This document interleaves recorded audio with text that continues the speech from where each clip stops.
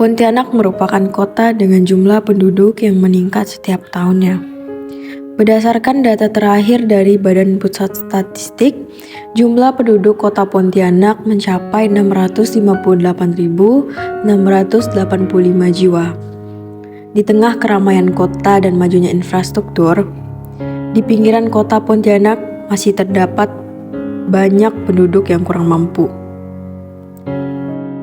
Pada saat kami mengelilingi kota Pontianak untuk mencari keluarga sasaran, kami langsung tertarik pada rumah sederhana yang terletak di Jalan Purnama 2, Kelurahan Paritokaya. Rumah ini berukuran sekitar 4 x 4 meter persegi dan berdiri di atas tanah yang luas yang diberi pelang milik PT Bumi Raya. Rumah ini terlihat sudah rapuh dengan dinding dan lantai papan yang sudah terlihat tua dan atap yang terbuat dari seng sudah memiliki banyak bolongan. Untuk dapat masuk ke rumah ini, kami harus melewati parit besar yang di atasnya diberi jembatan kayu yang rapuh dan bolong-bolong. Untuk dapat melewati jembatan ini, kami harus berjalan bergiliran satu persatu karena khawatir jembatan ini roboh. Di seberang rumah ini, terdapat tetangga yang membuka warung kelontong dengan kondisi rumah yang cukup baik, berbeda dari rumah yang kami tuju. Rumah ini ternyata dihuni oleh Bapak Rintono, seorang kepala keluarga yang berumur 71 tahun bersama seorang istri dan kedua anaknya. Nama Rintono, lahir tahun 1952. Kerjaan Bapak apa? Tani. Rumah ini memiliki satu ruang tamu kecil, tidak terlihat adanya TV ataupun barang elektronik seperti ruang tamu lain pada umumnya. Lantainya juga hanya beralaskan tikar plastik biasa. Rumah ini memiliki 2 kamar kecil dengan dinding kayu yang nampak sudah rapuh dan dimakan rayap.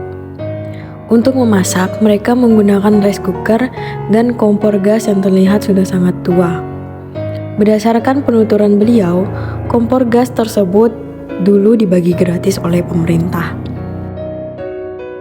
Untuk mandi dan mencuci, mereka menggunakan air kolam yang dibuat di samping rumah seperti parit kecil.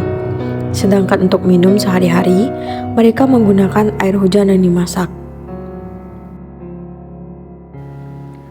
Rumah ini memiliki WC, hanya saja keadaan WC-nya sudah sangat memprihatinkan dan sangat tidak layak dipakai karena keadaan WC-nya yang miring seperti hampir rubuh.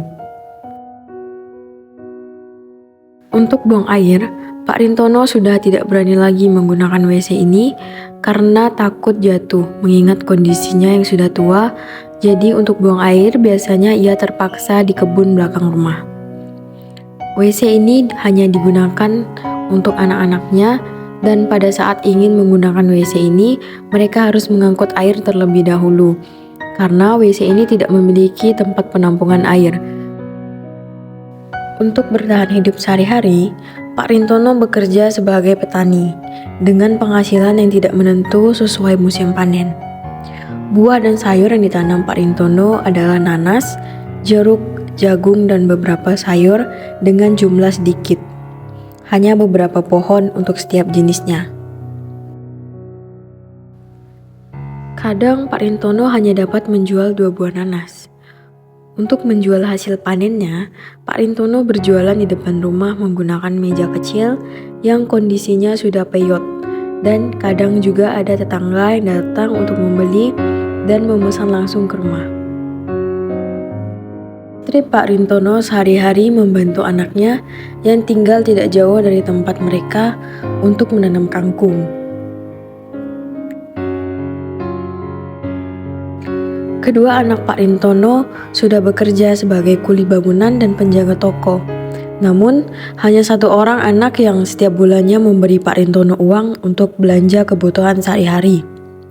Uang yang diberikan sebesar 250.000 untuk setiap bulannya. Kerjaan Bapak sehari-hari apa, Pak? Tani. Kalau boleh tahu, tani apa tuh, Pak? Ya, nanam sayur. Nanam sayuran lah. Kalau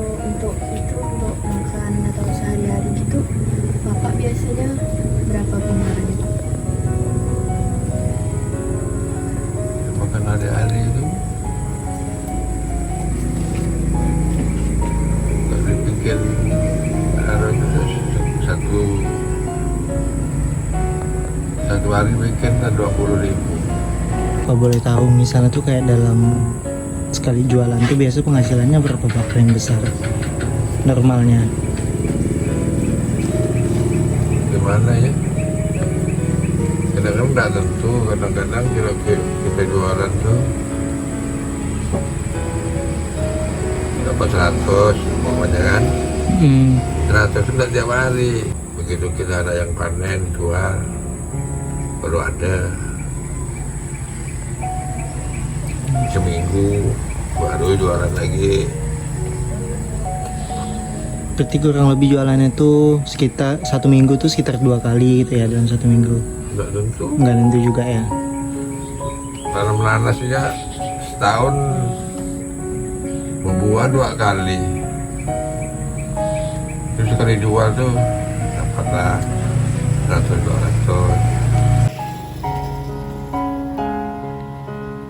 Dengan kondisi yang sudah semakin tua dan kesehatannya semakin menurun, Pak Rintono tidak mempunyai kartu BPJS dan tidak mendapat bantuan dari pemerintah untuk biaya hidup mereka.